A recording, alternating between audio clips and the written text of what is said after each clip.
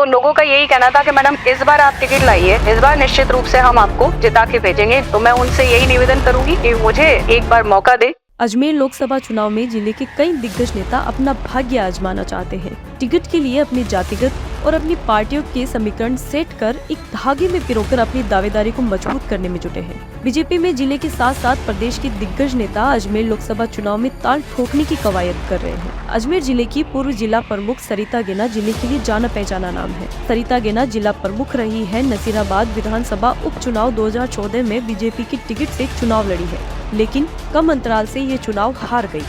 उसके बाद 2018-2023 चुनाव में भी नसीराबाद से बीजेपी से टिकट के लिए दावेदारी की, लेकिन टिकट नहीं मिल पाया क्योंकि नसीराबाद से पूर्व काबीना मंत्री व अजमेर जिले के दिग्गज नेता स्वर्गीय प्रोफेसर सावरलाल जाट के पुत्र रामस्वरूप लांबा लगातार दूसरी बार विधायक बने हैं। इस इलाके में प्रोफेसर सावरलाल जाट के परिवार का दबदबा माना जाता है। सरिता गेना पूर्व में अजमेर देहात की जिला उपाध्यक्ष, प्रदेश महिला मोर्चा की महामंत्री और वर्तमान में बीजेपी महिला मोर्चा की प्रदेश प्रवक्ता है। सरिता गेना अजमेर लोकसभा से बीजेपी टिकट की दावेदारी कर रही है। सरिता गेना की दावेदारी करना लाजमी भी है क्योंकि 2014, 2018 उपचुनाव और 2019 के आम चुनाव में बीजेपी ने जाट समुदाय को टिकट दिया था। सरिता गेना भी जाट समुदाय से ही आती है। बीकानेर यूनिवर्सिटी के कुलपति रहे स्वर्गीय सीबी गेना की पुत्र वधू है सरिता गेना। भाजपा नेत्री सरिता गेना से उनके दावेदारी को लेकर बात करेगी मरुद्रा टुडे की संपादक सहर। नमस्कार सीता जी, स्वागत है आपका बहुत बहुत हमारे मरुद्रा टुडे के कार्यक्रम दलदल में। जी, बीजेपी अजमेर से आपको लोकसभा का टिकट देती है तो आपकी क्या प्राथमिकता रहेंगी? जैसा कि आदरणीय प्रधानमंत्री नरेंद्र मोदी जी महिलाओं के लिए जिस तरीके से काम कर रहे हैं और महिलाओं को सशक्त करने में लगे हुए हैं, और निश्चित रूप से उन्होंने जितनी भी योजना महिलाओं के लिए चलाई है वो बहुत महत्वपूर्ण योजनाएं हैं और उन्होंने महिलाओं ने लाभ उठाया है। तो निश्चित रूप से मैं आदरणीय प्रधानमंत्री नरेंद्र मोदी जी की जो भी योजनाएं हैं उनका नीचे तक, महिलाओं तक उसकी जानकारी पहुंचे, उसका लाभ वो अच्छे से ले सके, इसके लिए मैं पूरा काम करना चाहूँगी। क्योंकि मुझे जहाँ तक, अभी मैं महिला मोर्चा में प्रदेश प्रवक्ता हूँ और अभी जो हमारा कार्यक्रम चल रहा है शक्ति वंदन, जिसमें स्वयं सहायता समूह और NGO वगैरह हैं, वो उन महिलाओं से जब मिली तो मुझे लगा है कि अभी बहुत सारी योजनाएं हैं जिनकी उनको जानकारी भी नहीं है और महिलाओं को ये भी नहीं पता है कि ये योजना किसके द्वारा आ रही है, क्या होती है।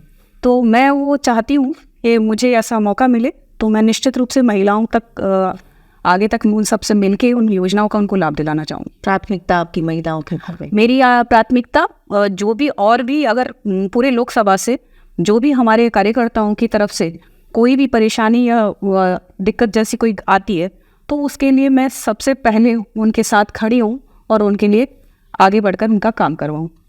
वर्तमान सांसद भागीरथ चौधरी के कार्यकाल से आप कितनी संतुष्ट हैं? भागीरथ जी का कार्यकाल बहुत अच्छा था।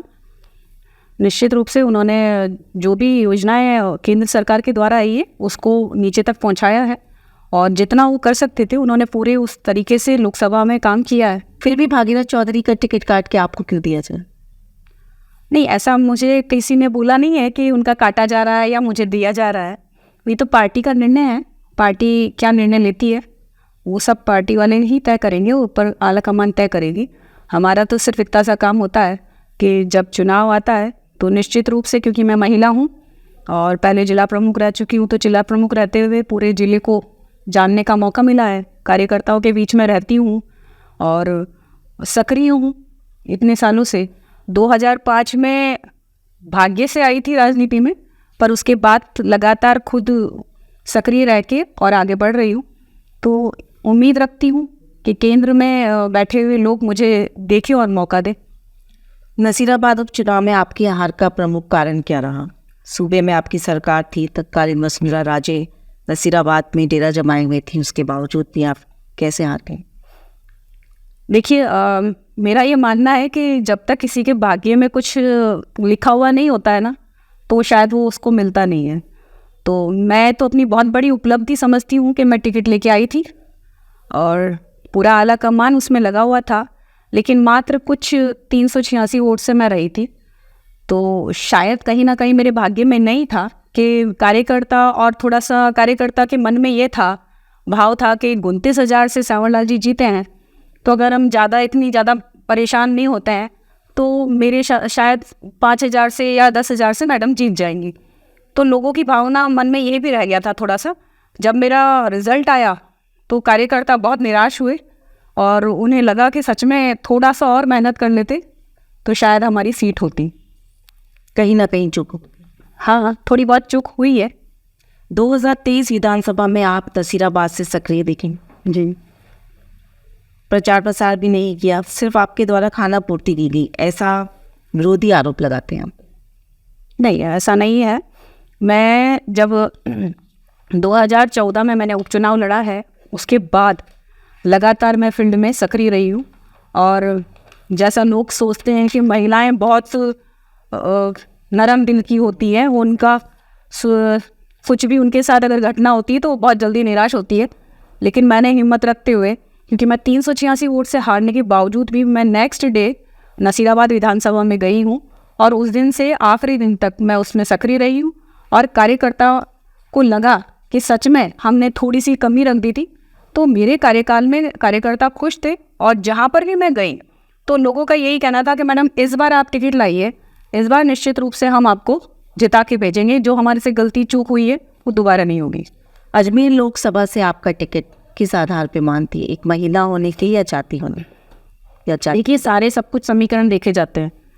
राजनीति है, राजनीति में कहीं ना कहीं जातिगत समीकरण भी देखे जाते हैं। और महिला तो मैं हुई तो, और निश्चित रूप से जिस तरीके से पूरे लोकसभा में 8 सीटें आती है, अजमेर लोकसभा में ब्यावर को छोड़कर दूदू आता है, पर क्योंकि दूदू किशनगढ़ से अड़ा हुआ है, तो मेरे कार्यकाल में जिला प्रमुख के मैं पूरे फील्ड में सक्रिय रही हूँ और घूमी हूँ, तो परिचित है मेरा। तो निश्चित रूप से उस चीज़ को देखते हुए मैं लोकसभा की दावेदारी कर रही हूँ कि महिला हूँ, सक्रिय हूँ, तो निश्चित रूप से मौका देना चाहिए दोनों और से मौका। बिल्कुल संगठन में भी सक्रिय रही हूँ। संगठन का जो भी काम आदेश मिला है वो हमेशा पूरा किया है।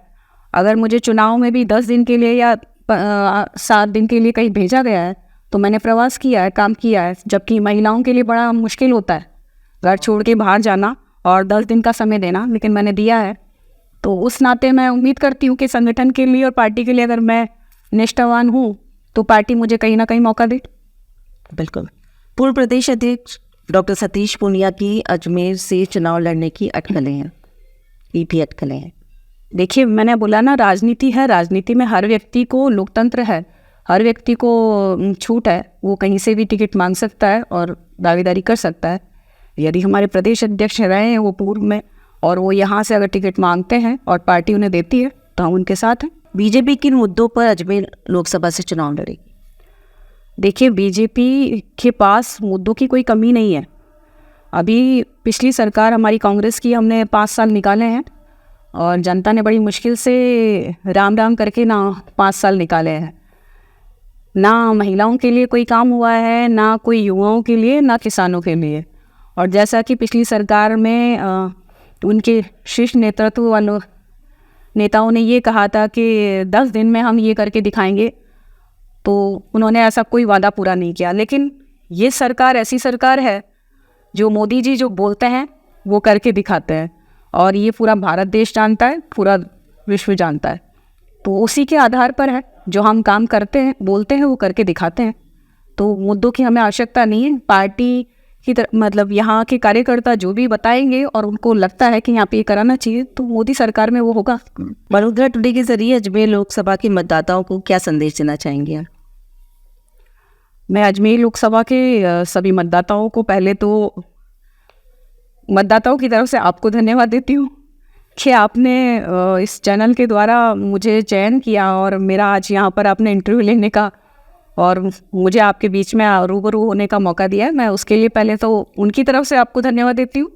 और लोकसभा मतदाताओं को यही कहना चाहूँगी इस चैनल के द्वारा कि यदि कहीं पर भी पार्टी को ये लगता है कि मुझे लोकसभा का कैंडिडेट बनाना चाहिए और वो कैंडिडेट बनाती है, तो मैं उनसे यही निवेदन करूँगी कि मुझे एक बार मौका दे। जैसे मैं जिला प्रमुख रह के मैंने काम किया है, निश्चित रूप से मैं आप लोगों की सेवा में हमेशा खड़ी रहूँगी। और केंद्र सरकार के द्वारा जो भी योजनाएं चल रही है, जैसी मेरी इच्छा है कि वो नीचे तक लोगों तक पहुँचे और उसका वो लाभ ले, तो निश्चित रूप से कहीं ना कहीं मैं वो सभी काम करना चाहूँगी जो मेरे एक मन में है कि मैं जनता के बीच में जाऊं और जनता के लिए जो भी दुविधा है उनकी दूर करूं और उनके बीच में खड़ी रहूं।